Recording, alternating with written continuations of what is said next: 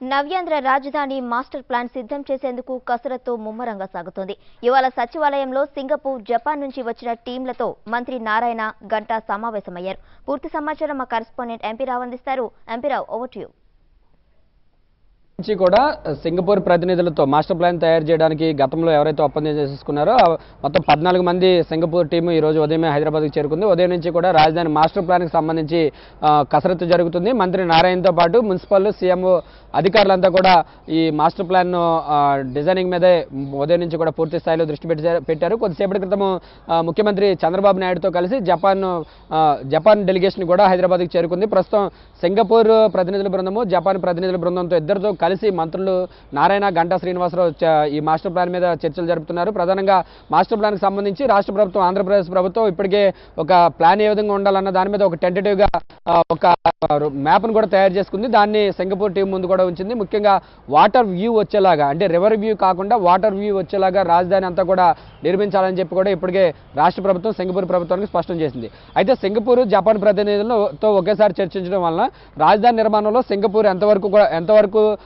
Singapore ప్రభుత్వం ముందుకు రాగలదు, అలాగే మిగిలినటువంటి విషయాల్లో ఏ విషయాల్లో జపాన్ ప్రభుత్వం రాజధాని నిర్మాణంలో ముందుకు రాగలదు అన్న విషయాలపై చర్చించడానికి రెండు దేశాల ప్రతినిధులతో ఒకేసారి ఈ మంత్రులు నారాయణ, గంటా శ్రీనివాసరావు చర్చిస్తున్నారు. ఈ రోజు సాయంత్రం కల్లా మాస్టర్ ప్లాన్కి సంబంధించి ఏ భవనం ఎక్కడ నిర్మిస్తే బాగుంటుంది, ప్రధానంగా పాలనాపరమైనటువంటి సచివాలయం కానీ, అసెంబ్లీ కానీ, లేదంటే రాజ్భవన్ కానీ ఇలాంటి ప్రధాన కార్యాలయాలతో పాటు హెచ్ఓడీలన్నీ కూడా ఎక్కడ నిర్మిస్తే బాగుంటుంది, మొత్తం రాజధానికి సంబంధించి 30,000 ఎకరాలను మొదటి విడతగా భూ సమీకరణ చేస్తున్నారు. కాబట్టి మొత్తం 30,000 ఎకరాల్లో ఏ ప్రాంతంలో ఎలాంటి భవనాలు నిర్మిస్తే బాగుంటుంది అన్న దాని మీదనే ఉదయం నుంచి కూడా మంత్రులు సింగపూర్ టీంతో కసరత్తు చేస్తున్నట్లుగా తెలుస్తుంది. మరోవైపు డ్రైనేజీ వ్యవస్థకు సంబంధించి, కరెంటు వ్యవస్థకు సంబంధించి కూడా అవి ఏ రకంగా నిర్మిస్తే బాగుంటుంది అన్న దాని మీద కూడా సింగపూర్ టీంతో మంత్రి నారాయణ ఇప్పటికే చర్చలు జరిపినట్లుగా కూడా తెలుస్తుంది.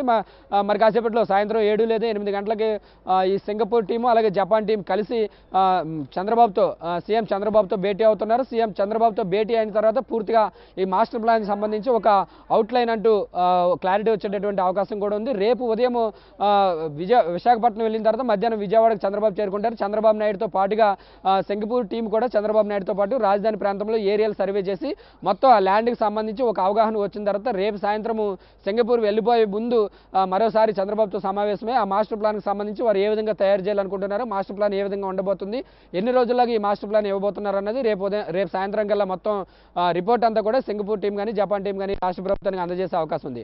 సో మొత్తానికి ఒకవైపు భూ సమీకరణ ప్రక్రియను వేగవంతం చేయడంతో పాటుగా రాజధాని మాస్టర్ ప్లాన్కి సంబంధించి కూడా పూర్తిగా చాలా వేగంగా ప్రభుత్వం ముందుకు అడుగులు వేస్తుందని చెప్పుకోవచ్చు. వీలైనంత త్వరగా ఈ భూ సమీకరణ ప్రక్రియని నెలాఖరుకు లేదా ఫిబ్రవరి మొదటి వారంలోగా మొత్తం ల్యాండ్ పూలింగ్ ప్రక్రియ ద్వారా 30,000 ఎకరాల భూమిని సమీకరించి ఆ వెంటనే మాస్టర్ ప్లాన్ కూడా అనుకున్న టైంకి, యాక్చువల్గా మాస్టర్ ప్లాన్ తయారు చేయడానికి సింగపూర్ ప్రభుత్వం 6 నెలల టైం అడిగింది. దానికంటే ముందుగానే 4.5 నెలల్లోనే తయారు చేయాలని కూడా ఏపీ ప్రభుత్వం అడుగుతుంది.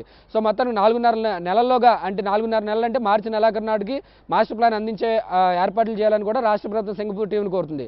సో ఏదేమైనప్పటికీ కూడా ఫిబ్రవరి నాటికి ల్యాండ్ పూలింగ్ ప్రక్రియ పూర్తి చేసి మార్చి ఎండింగ్ నాటికి మాస్టర్ ప్లాన్ కూడా సిద్ధమైతే ఏప్రిల్ లేదా మే మొదటి వారం నుంచి మొత్తం రాజధానికి సంబంధించి శంకుస్థాపన చేసి రాజధాని నిర్మాణ పనులు కూడా చేపట్టే విధంగా రాష్ట్ర ప్రభుత్వం ముందుకెళ్తుందని చెప్పుకోవచ్చు. దాంట్లో భాగంగానే మరి కాసేపట్లో సింగపూర్, జపాన్ ప్రతినిధులు సీఎం చంద్రబాబుతో సచివాలయంలో భేటీ కానున్నారు. నీరజ.